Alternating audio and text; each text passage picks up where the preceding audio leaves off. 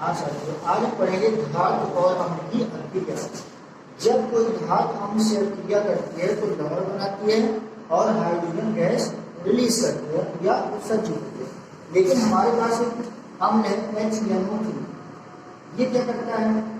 ये जब धातु से अभिक्रिया करता है तो क्या करेगा? हाइड्रोजन को ये ऑक्सीकृत कर देता है। क्या करेगा? ऑक्सीकृत कर देता है H2O जल में। और जो ये नाइट्रोजन होता है उसको क्या करेगा? ऑक्साइड बना देगा। नाइट्रोजन जो होगा ऑक्साइड में कन्वर्ट हो जाएगा। ये हो गया N2O हो गया। इन रूप में ये बन जाएगा ऑक्साइड। ठीक है, कहने का मतलब ये जो अपवाद HNO3 था इसमें क्या होता है? हाइड्रोजन गैस निकलने के बजाय हाइड्रोजन जो होता है ऑक्सीकृत हो जाता है। ऑक्सीकृत होकर H2O बन जाता है और ये नाइट्रोजन जो होती है ये अपने ऑक्साइड को अपने ऑक्साइड के रूप में अपचयित हो जाती है या कहने का मतलब बन जाती है। इतना तो इसमें रहा। उसके बाद दो हमारे पास ऐसे तत्व हैं, धातुएं हैं। एक तो कहते हैं मैग्नीशियम और दूसरी है मैग्नीज। ये कोई मैग्नीशियम और नहीं।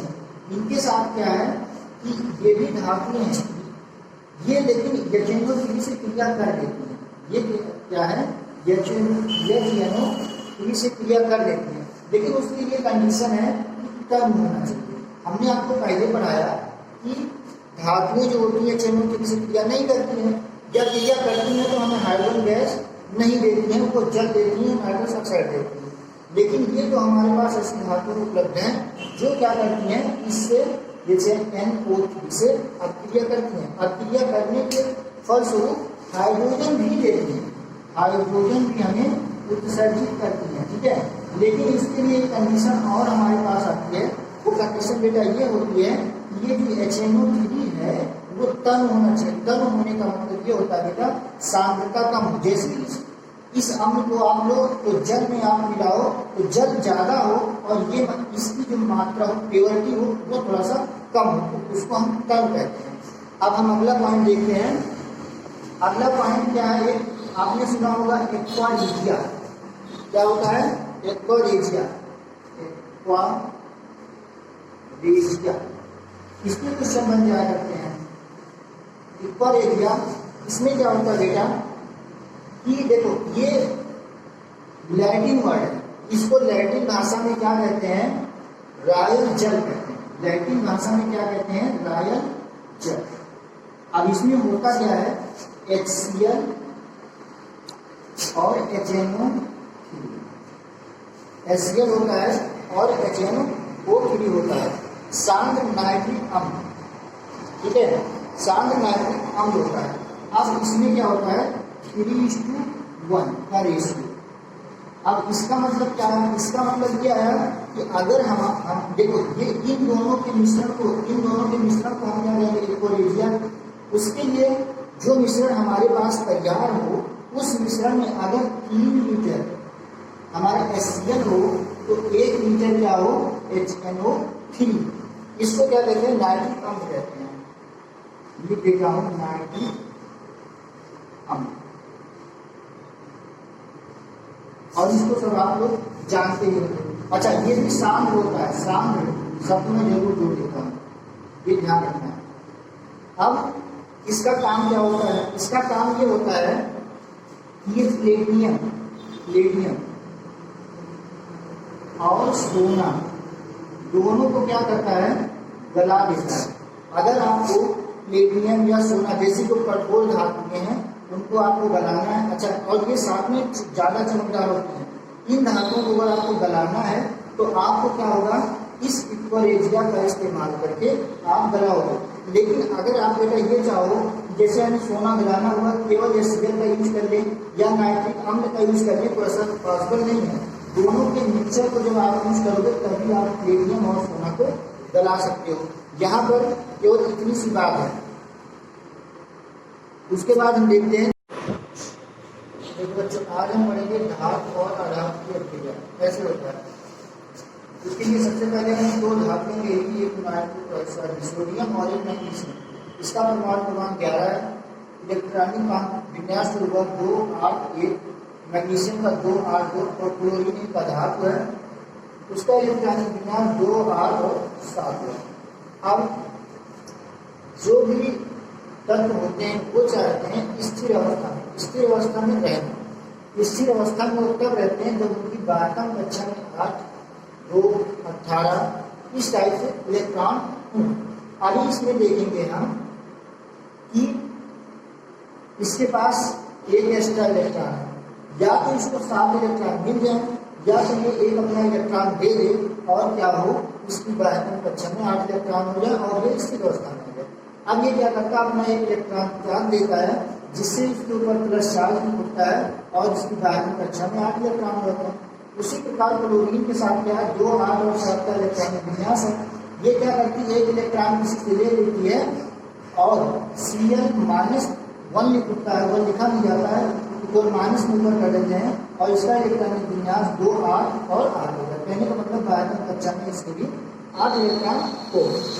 अब ये हम आपको दिखा दें, जैसे N के पास क्या है, एक इलेक्ट्रॉन है, क्लोरीन के पास 2, 2 4, 2 6 और 1 7। अब ये क्या करेगा, इसको अपना एक इलेक्ट्रॉन परमानेंटली डोनेटेड हमेशा के लिए डोनेट कर देता है, ऐसा नहीं कि उसको ले लेगा, और ये हो जाएगा Na+ और ये हो जाएगा Cl-। ऐसे हमारे धातु और अधातु क्रिया करके आपस में तत्व बनाती हैं।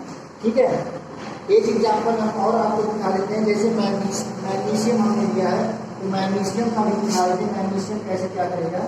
तो मैग्नीशियम में बारहवीं कक्षा में 2 इलेक्ट्रॉन है, बारहवीं कक्षा में 2 इलेक्ट्रॉन, एक ही हो गया, एक क्लोरीन इधर 2, 2 4, 2 6, 1 7, 2, 2 4, 2 6 और 1 7। अब क्या करेगा, ये एक इलेक्ट्रॉन इसको दे देगा, एक इलेक्ट्रॉन इसको दे देगा। अब हम ये देख रहे हैं कि इसके साथ क्या है, 2 इसमें इलेक्ट्रॉन दिए हैं, ये लिखा जाएगा Mg+2।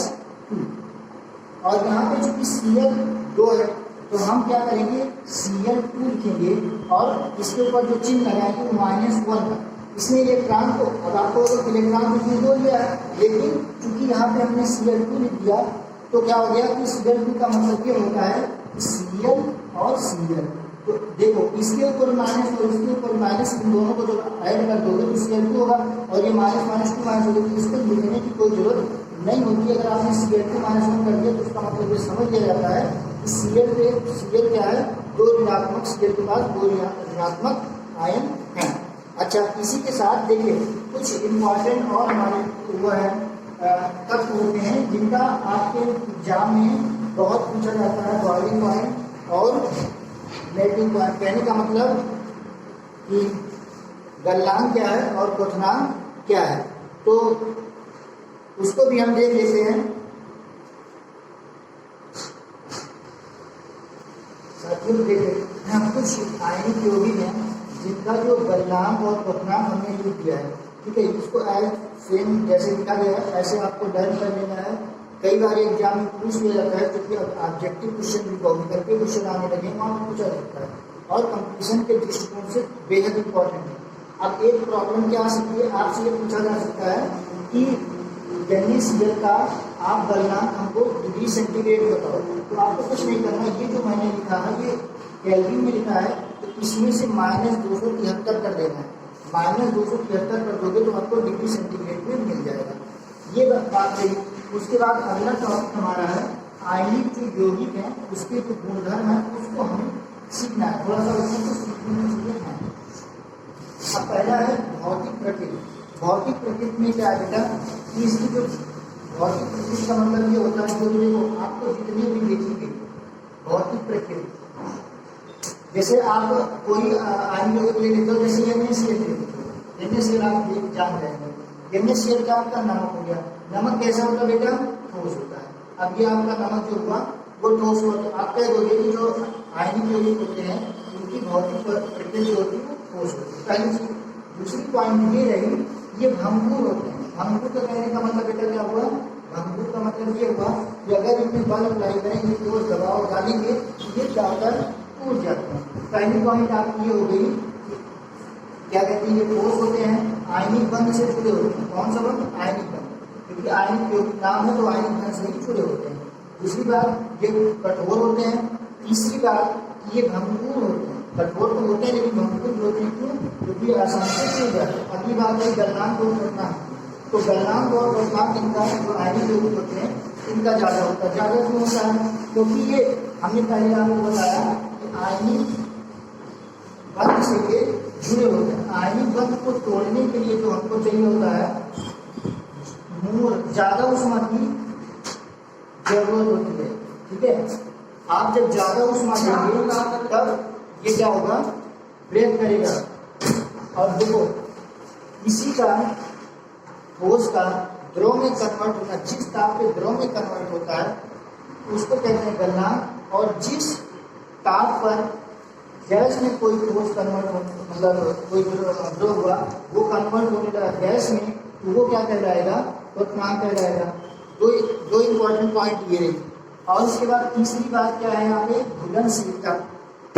तो घुलनशीलता के लिए आप ये जान लीजिए कि जितने भी आयनिक यौगिक होते हैं ये सारे जल में घुलनशील होते हैं। जल में क्या होगा?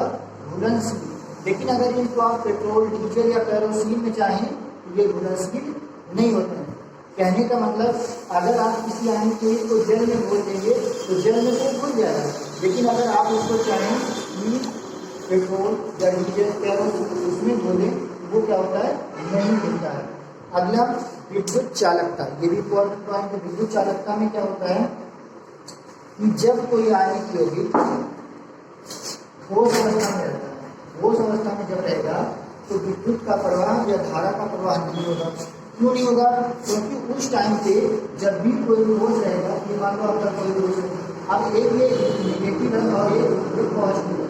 अब ये दोनों बहुत क्लोज होते हैं, बहुत पास होते हैं, तो जो इनके बीच आयनिक आकर्षण बल लग रहा होता है, क्योंकि दूर बहुत पास में होते हैं, इसलिए क्या होता है कि बहुत टाइटली एक दूसरे को बाउंडेड किए होते हैं, बांधे होते हैं।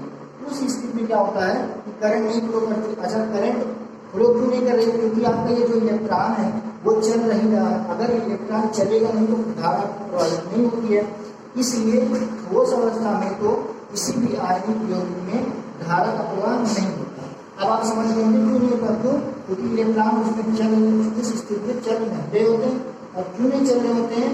क्योंकि ठोस अवस्था में आयनिक आकर्षण बल के द्वारा वो बिल्कुल टाइटली बंधे होते हैं, अनमूवेबल या मतलब चलने की कंडीशन में नहीं होते हैं। और जब चलेंगे नहीं तो धारा प्रवाहित होगी।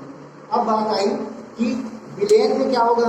तो विलयन में ये होता है बेटा कि विलयन की कंडीशन में इलेक्ट्रॉन आपके दूर हो जाते हैं और ये क्या करते हैं? चलने लगते हैं। और जब इलेक्ट्रॉन चलने लगते हैं तो उसमें आपकी धारा प्रवाहित हो सकती है। और उसमें एक चीज़ होती है, अगर आप नमक का घोल भर दें और दो प्लेट लगा दें, एक कैथोड हो गई और एक एनोड हो गई। अब इसमें क्या है? Na प्लस और Cl माइनस। तो जो Cl है वो जाएगा एनोड पे और Na जो है वो जाएगा कैथोड पे। क्यों? क्योंकि ये प्लस है और कैथोड हमारा निगेटिव होता है और ये एनोड जो होता है वो पॉजिटिव होता है और Cl जो हमारा है निगेटिव है, ये इस पे जाएगा, ये इससे प्रेरित होती है। तो कहने का मतलब बस इतना ध्यान रखना है कि अगर ठोस रहेगा तो करंट हमारी धारा प्रवाहित होगी और अगर धारा प्रवाहित नहीं होगी। और अगर विलयन के रूप में हमारा आयन के रूप होगा उसमें धारा बहुत ही इजीली प्रवाहित हो जाती है। आज इतना ही। चैनल को लाइक और सब्सक्राइब करना ना भूलें। नेक्स्ट क्लास में मिलते हैं।